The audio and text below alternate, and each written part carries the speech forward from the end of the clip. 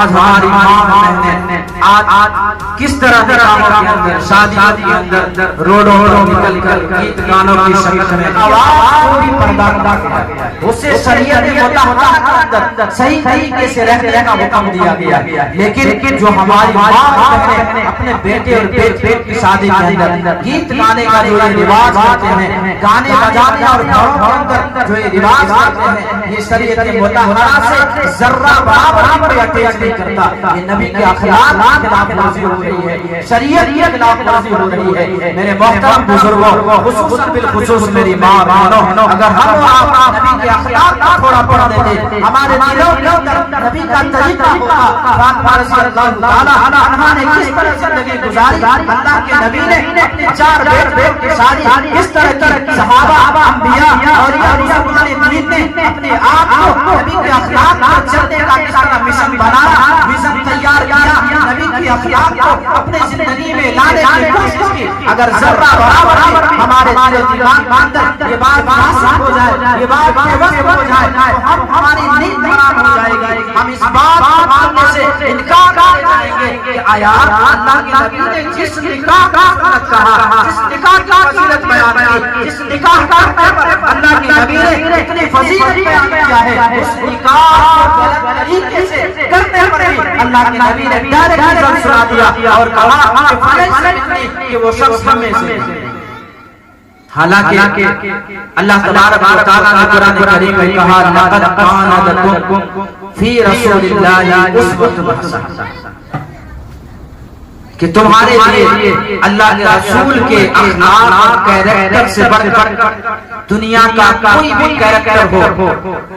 Model کا کوئی بھی ریلیز ہونے والا کیریکٹر ہو، بہترین سے بہترین کیریکٹر ہو، وہ تمہارے لیے نمونۂ آخرت نہیں،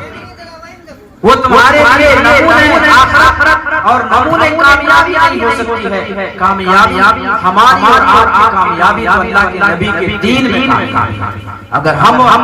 ہماری ماں بہنیں اگر تھوڑی دیر کے لیے غور و فکر ایک ساری چیز جو ہمارے محلے اور سماج میں یہ ساری چیزیں جو ہوتی ہے، جو شریعت سے ہٹ کر ہے، نبی کے اخلاق سے ہٹ کر ہے، جو شریعت نے آپ کو اتنی عزت دی ہے، اتنے مرتبے کو بیان کیا ہے، ان کی فضیلت کو اتنی بیان کی، اگر ہم اور آپ ہماری ماں اور بہنیں اگر تھوڑی دیر کے لیے سمجھنے لگ جائیں، ہماری ماں اور بہنیں اگر قرآن و حدیث کا پابند ہو جائیں، دین پر چلنے والے بن جائیں، نماز کا پابند بن جائے، قرآن کریم کو تلاوت کرنے والا بن جائے، تو یاد رکھیں آج جو ہم یہ کام کر رہے ہیں نہ کوئی نبی کے اخلاق سے کہیں ثبوت ہے، نہ شریعت مطہرہ سے کہیں اس کا کوئی ایویڈنس ملتا ہے، بالکل خلاف ورزی اس کی ہو رہی ہے۔ اس پر اللہ کے نبی نے صلی اللہ علیہ وسلم نے فرمایا